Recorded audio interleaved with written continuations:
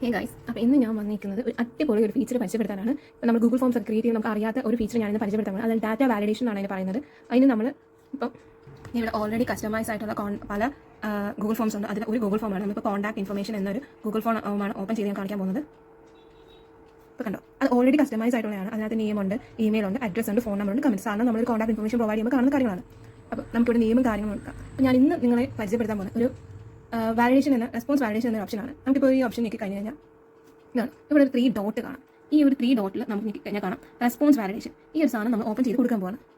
അപ്പോൾ കണ്ടോ, number >1 custom error text. ഇപ്പോൾ നമുക്ക് ഈ ഒരു നമ്പറിന് പകരം ലെങ്ത് ആഡ് ചെയ്യാം, ടെക്സ്റ്റ് ആഡ് ചെയ്യാം, റെഗുലർ എക്സ്പ്രഷൻ ആഡ് ചെയ്യാം. നമ്മളിപ്പോൾ ഇവിടെ ടെക്സ്റ്റ് ആഡ് ചെയ്യാന്ന് വെച്ചു. അപ്പോൾ കണ്ടോ, ഇവിടുത്തെ കറക്റ്റ് ലെങ്ത് ഇത്ര ഒരു നെയിമിന് ഒരു പേര് ലെങ്ത് ഇത്ര ആവാൻ പാടില്ല. നമ്മൾ അതിന് ഒരു ഇത് വെക്കൊണ്ട് കൊടുത്തിട്ടുണ്ട്. ഈ നമ്പർ എത്ര നമ്പേഴ്സ് ആവാം, നമ്മളിപ്പം 10 കൊടുത്തെന്ന് വെച്ചു. ഇനി ഇവിടെ മിനിമം ക്യാരക്ടർ കൗണ്ട് എന്ന് പറഞ്ഞ ഒരു ഓപ്ഷൻ കൊടുക്കാം. Minimum character count in response validation on ആണ്. അതുകൊണ്ടാണ് ഇവിടെ നമുക്ക് ഇമെയിൽ അഡ്രസ്സിന് അവിടെ ടെക്സ്റ്റ് വന്നത്. ഇമെയിൽ പ്ലീസ് എൻ്റെ വാലിഡ് ഇമെയിൽ അഡ്രസ് ഓൾറെഡി അത് ടൈപ്പ് ചെയ്ത് വന്നിട്ടുണ്ട്. അതുകൊണ്ട് നമുക്ക് അത് ഇത് ചെയ്യേണ്ട ആവശ്യമില്ല. പിന്നെ